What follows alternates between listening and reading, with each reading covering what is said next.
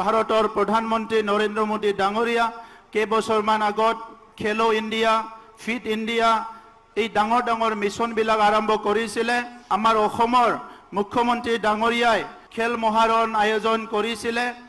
এই ডাঙৰ ডাঙৰ ইনিচিয়েটিভবিলাকে আমাৰ ক্ৰীড়া জগতখনত নতুন এটা দিশ আমাক দিবলৈ সক্ষম হৈছে আৰু সেই নতুন পৰিৱেশ, নতুন দিশ যিয়ে আমাক সকলোকে উৎসাহ যোগাইছে, অনুপ্ৰাণিত কৰিছে।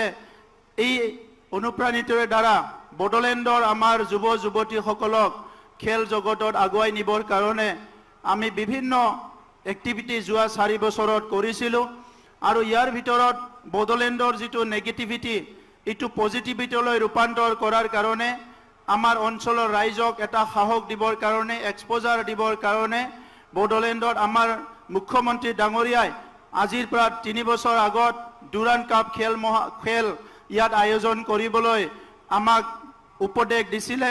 সেই হিচাপে আমি দুবাৰকৈ ডুৰাণ্ড কাপ হৈ গ'ল।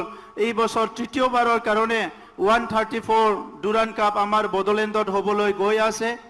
ইয়াৰ আগত উত্তৰ পূৰ্বাঞ্চলৰ সকলো 6 শিডিউল লৈ পেলাই আমি 6 শিডিউল প্ৰিমিয়াৰ লীগ আমি আয়োজন কৰিছিলোঁ।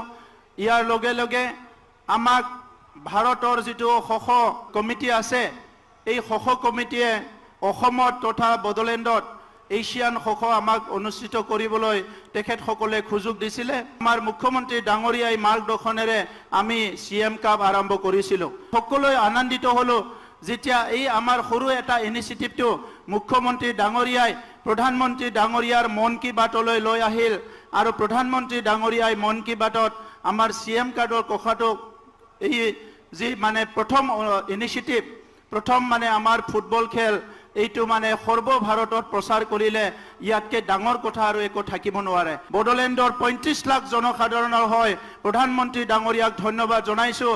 নৰেন্দ্ৰ মোদী জিন্দাবাদ, নৰেন্দ্ৰ মোদী জিন্দাবাদ, নৰেন্দ্ৰ মোদী জিন্দাবাদ।